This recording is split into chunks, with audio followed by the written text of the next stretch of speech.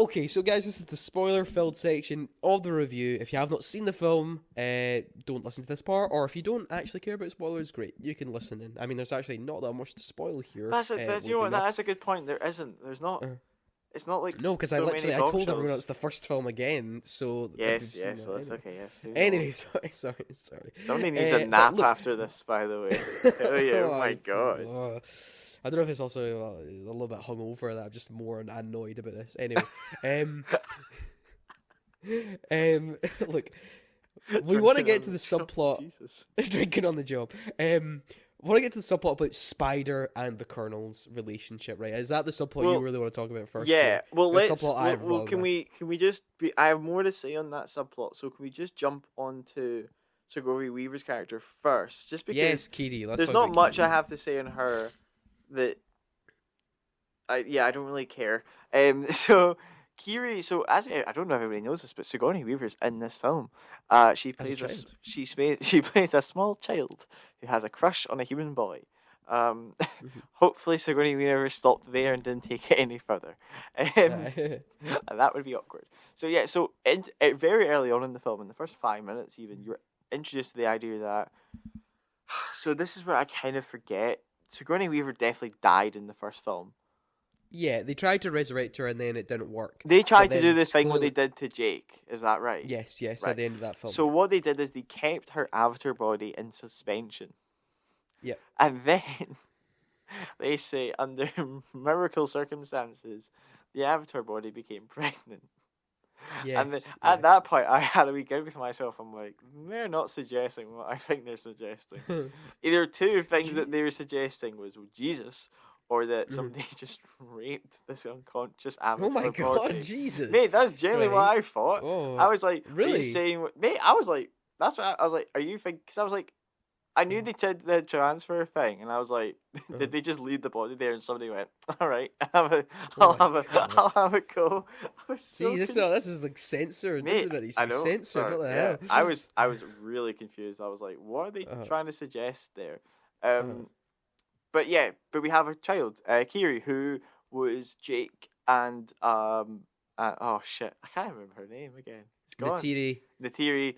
Second this is an child. 8 out of 10, guys. Can't remember the goddamn main character. I said that at the beginning. I don't know anybody's name, apart from Jake and Colonel Sanders. So Thierry and Jake adopt Kiri as their second child. So they had one natural birth, and then they adopt this child as their second. Mm-hmm.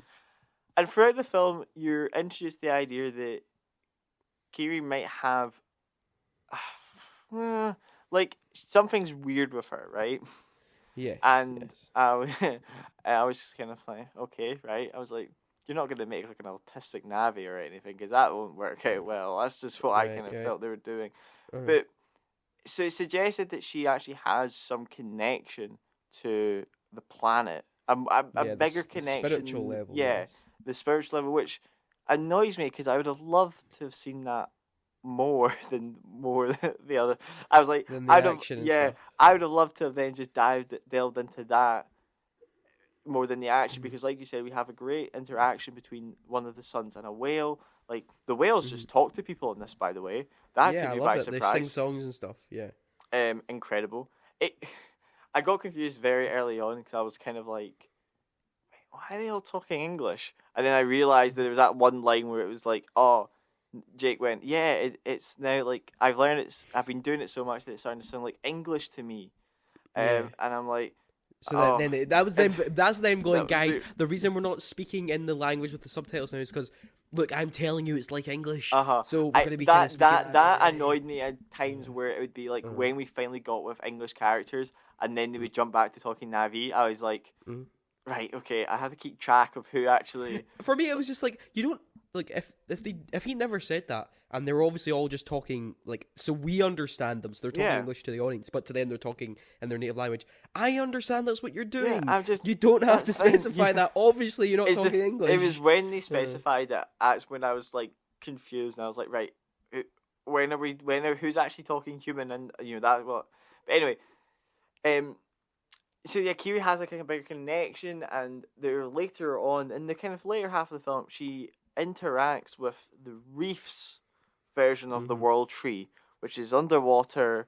kind of like a world coral or whatever it was. Yeah. And Coral reefs, yep. she attaches her wee ponytail as she does, and it has basically what I can only describe as, and this is going to be weird, I'm going to go back to Black Panther reference, as an ancestral plane interaction. It does. Yep, it literally does. Who knew Avatar and Black Panther would have so much in common? Who knew a guy who's been slating Marvel for so long has taken a lot of Marvel elements into his film, which we'll get to. So we get introduced to, then we have another segment where Kiri talks to Sigourney Weaver, and it's like, who's my father? In a very kind of what reminded me is a Rey moment from The Last Jedi, where she was trying to find out her parents.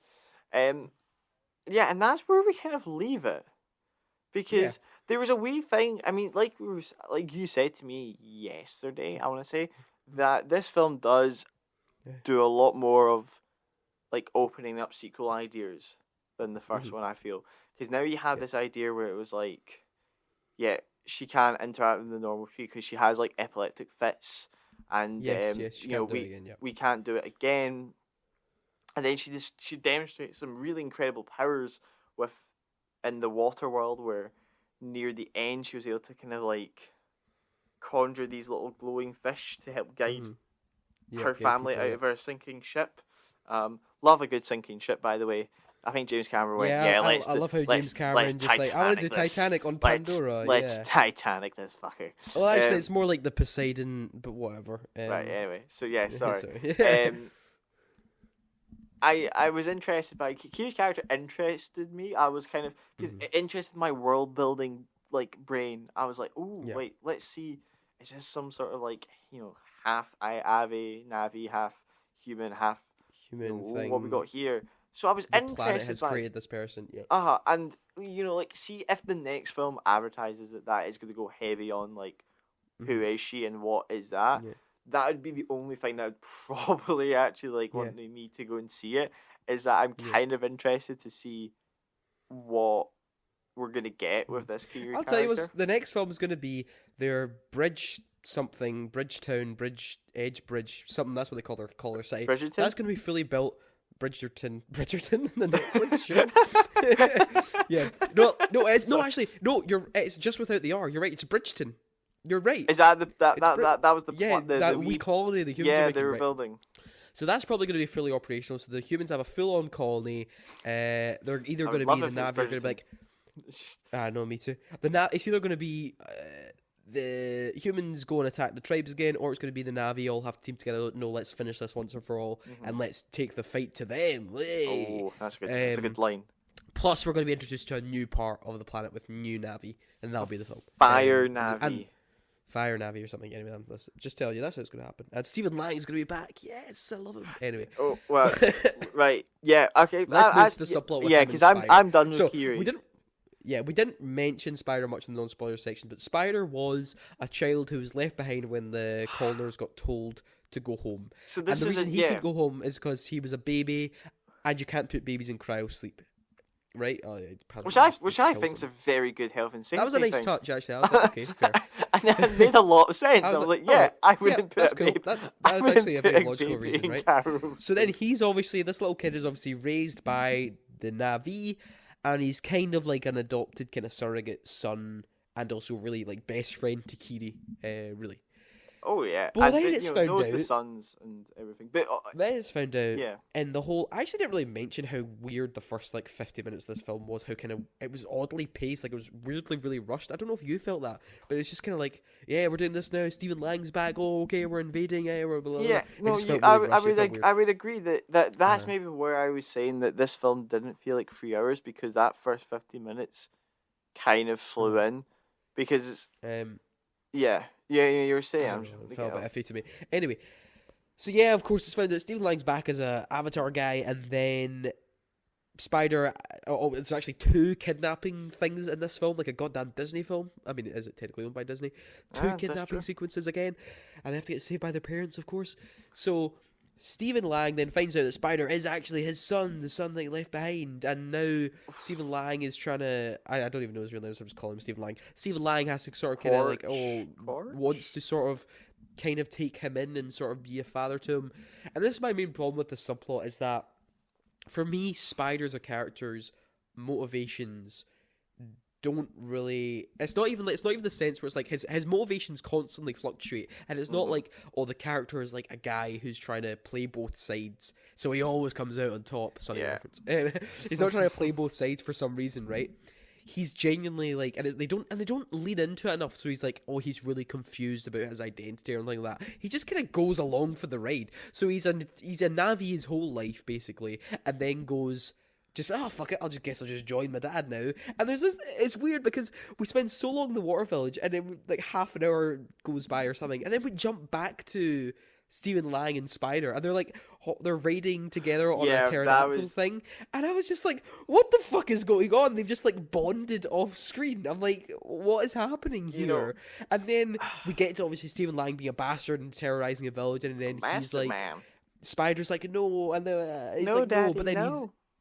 but then he's like still doesn't try to like do anything. He's still with them, and then obviously at the end he like joins his family again, and then saves Stephen Lang, and I'm like, what is this character's motivation? I don't understand what he's doing. Right, if I can jump onto Spider's character for a second, because there was some really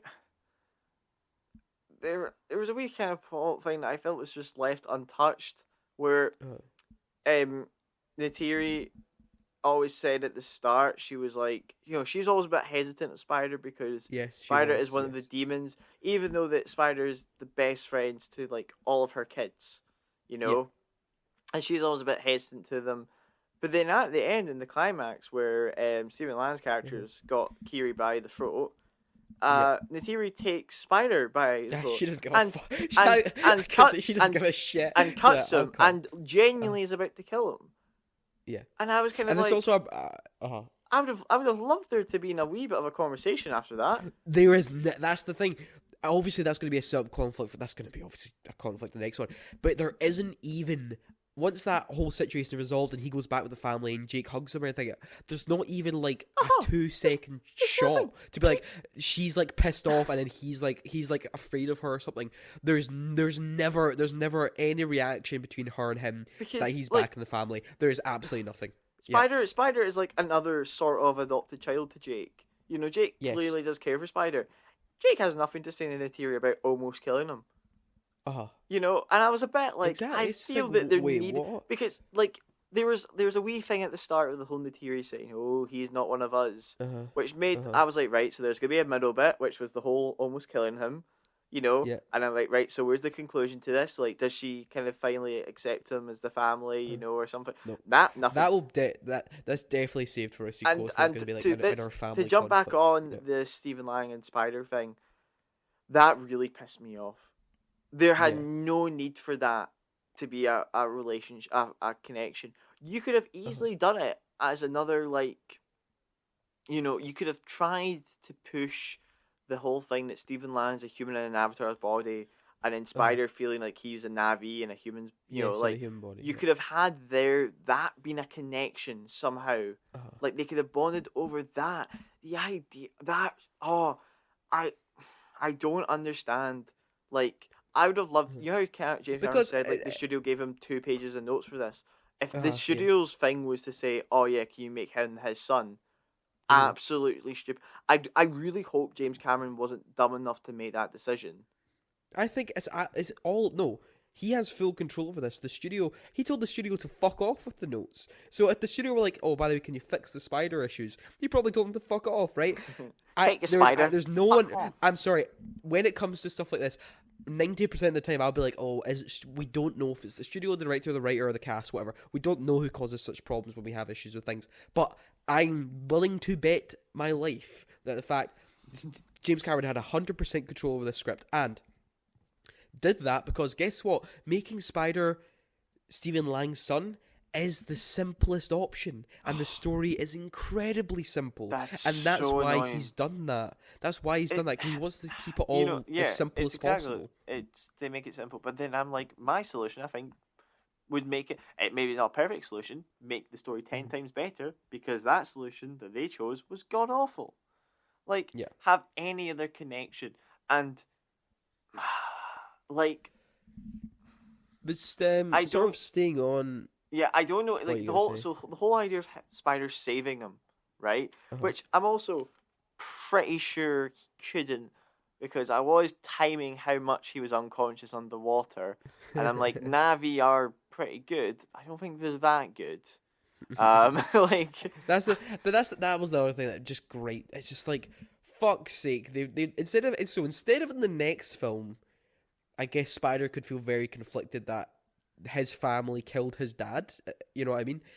There could have been that conflict. They've just gone, like I said, it felt like the end of a Saturday morning cartoon where the villain's like, "I'll get you next time, that, He like Man." Like I would have shaking genuinely your loved fist. it. Oh, I've been defeated here, but I'll come back for revenge again. I was just, I just couldn't be arsed with him staying alive. That It's was just back. pretty, because I actually quite liked the final fight. I liked the idea that Mm. the ship was sinking at the time, and then they were like, Yep. having to fight in the tight corridors. Then Uh. take a deep breath and go under. I quite enjoyed the final fight.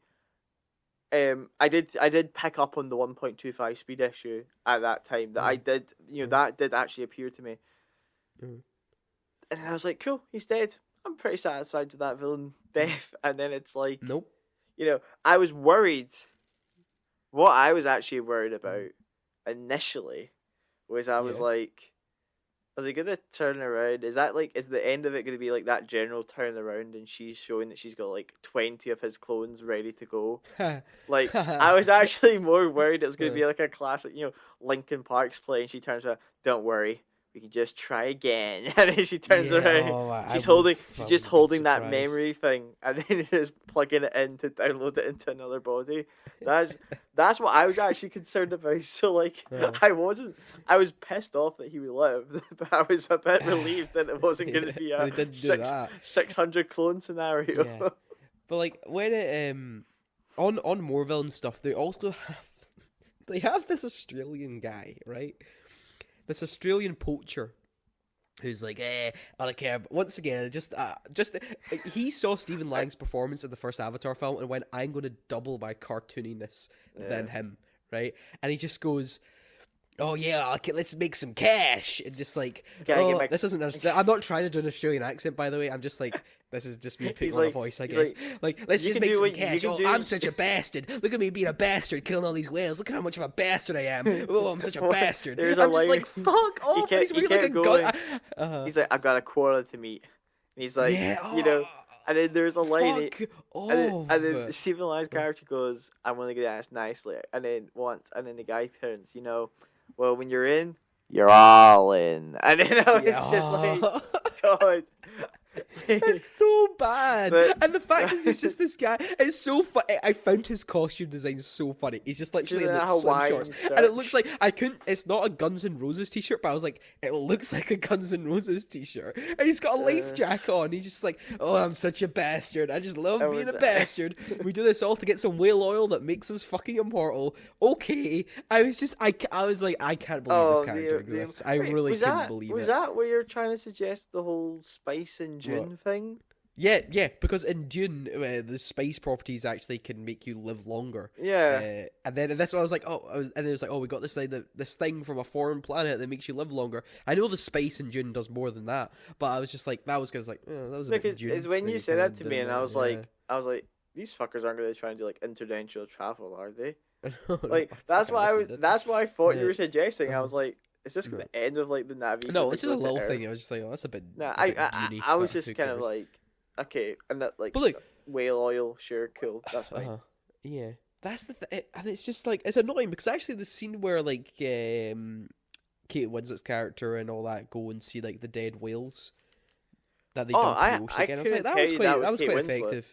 I actually had to double check. I think it was Kate Winslet. I had to double check. It didn't occur to me that she was in the film until I came out and I went, wait, Kate Winslet's in this film.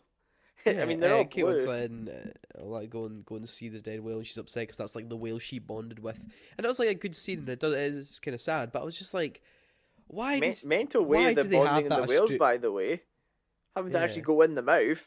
That was quite something. I was like, holy shit, that boy's gonna get swallowed.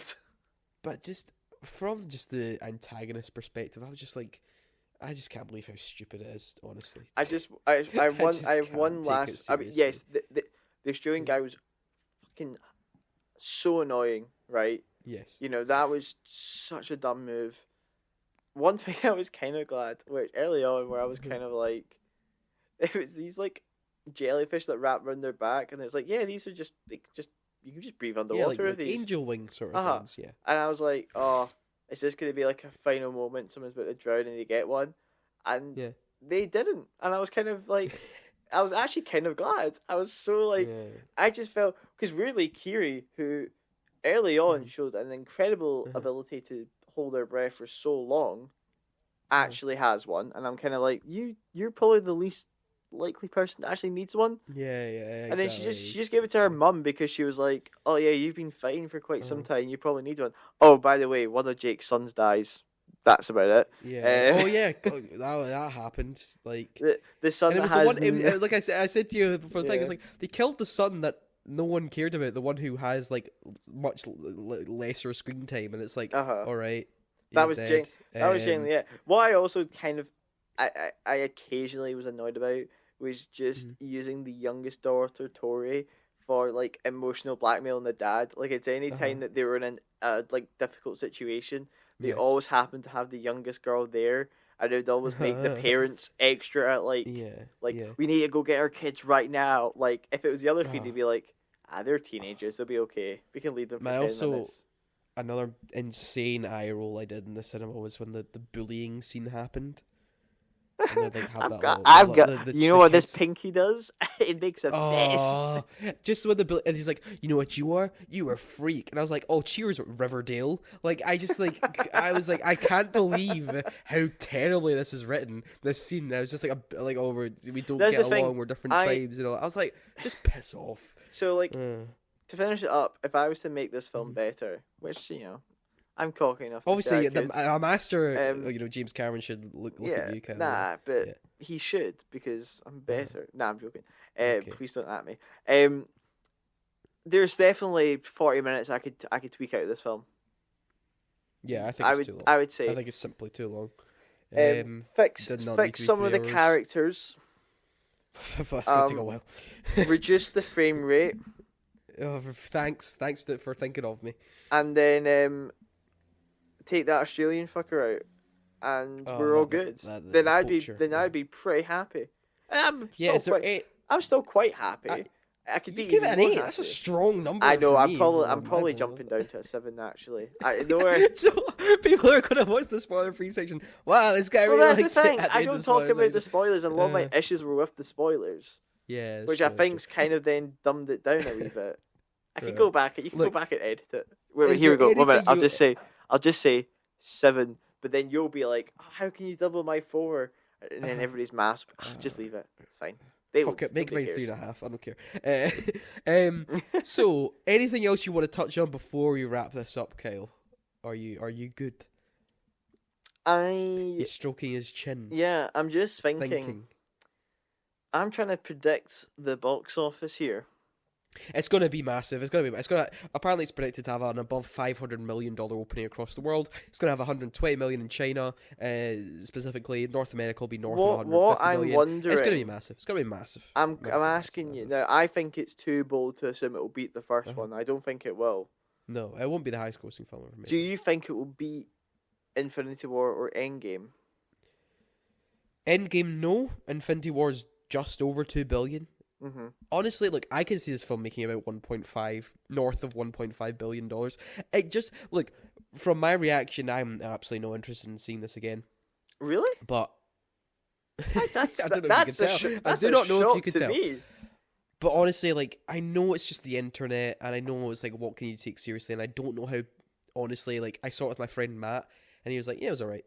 And look, film taste in countries is very different, right? You know, I feel like North American audiences opposed to Scottish audiences are very, very hard to impress. That's a fact, right? But American audiences get really hyped up and get really into the whole hype train of things like this. Yeah, I mean, I don't know if have you ever seen the theater reactions of shit going on, of cheering and whipping and all that? Oh, I don't know. I don't know of any American people. This is just a big generalization. I I don't mean it for everyone in America, obviously, but I'm just saying North American cinema trends are quite different to things here in Scotland. I'm gonna call them out one day. I can't see many people I know being super raving about it, but there's a lot of people I've seen YouTube comments and Twitter and stuff like that being, oh, it's fantastic, it's a visual masterpiece, can't wait to see it again. I've seen it twice already. Then again, these could be people chatting shit. I don't know. The opening weekend is going to be massive. It's going to be the biggest global opening of the year. It probably will beat Top Gun for the highest grossing film of the year, sadly. Yeah, it's going to be fine. It's going to be absolutely fine. And just before we finish up, as I walked in, I saw a poster for Puss in Boots. Incredible. Even the poster just screamed the Logan of the Shrek franchise. I will say this, the best part about the experience I was in was the Oppenheimer teaser in IMAX. Ah, mate, I was fantastic. I thought that was just going to be a preview of everything. No, it's just IMAX. The IMAX preview. Looked great. Did you see the Barbie really trailer? Great. I did see the Barbie trailer, 2001: Space Odyssey. That was cool. I saw that. That was cool. I was annoyed they didn't put the Oppenheimer one on YouTube, but I saw the Barbie one. You know what else? You know what really pissed me off, Kyle? So the Oppenheimer one is a global thing, but in America they got a Mission Impossible preview as well. So they got both those things. My final preview was for Ant-Man 3, so thanks. So thanks for that, Cineworld. Guys, the most horrific looking Marvel film. No, it was so funny.